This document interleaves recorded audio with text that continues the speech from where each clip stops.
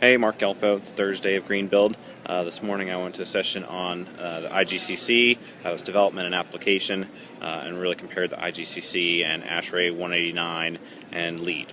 For those of you that aren't familiar with the IgCC, it's part of the I series of codes that's published by the International Code Council.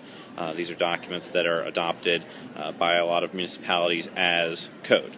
We don't hear too much about it in Florida because we have the Florida Building Code, but outside of Florida, a lot of people use the ICC codes as, well, they're as codes.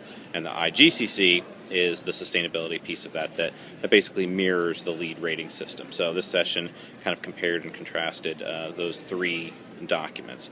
So both ASHRAE 189 and IgCC, their people basically said that they're not trying to replace LEED, and they think that the purpose of LEED and USGBC, they're always going to be better about pushing the envelope of sustainability and keeping that standard.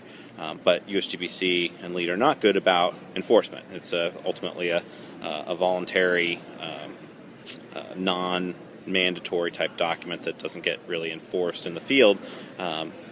But that's what local authorities having jurisdiction are good at, is enforcement and making things mandatory. So as municipalities adopt IgCC or ASHRAE 189 as code, it's going to propel building sustainability forward more because it's mandatory. It's not voluntary.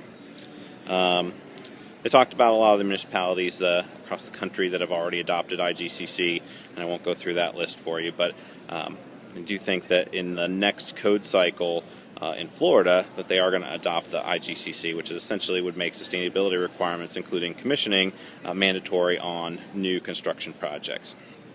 One of the pieces about IgCC that I think is pretty interesting is the requirements for commissioning. Obviously, it requires commissioning on all of those projects, but what municipalities that have already adopted the IgCC are running into is the standards for commissioning.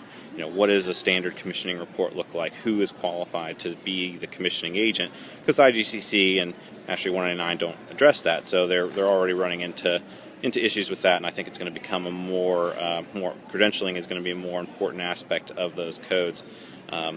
So much so that we've already seen this from ACG, the ABC commissioning group that I sit on the board of. We're already involved with the International Accreditation Service, IAS, has been asked by a major metropolitan city, I think it's Washington, D.C., who adopted IgCC to help set some standards for accreditation standards for who can be a commissioning agent. So this has caused a bit of an uproar in the commissioning community because ACG and BCA and PCI, there's already commissioning accreditations out there, so we're kind of pulling together to help develop this new accreditation standard that can be used as part of the IgCC. So that's going to be something we're going to be hearing a lot more about.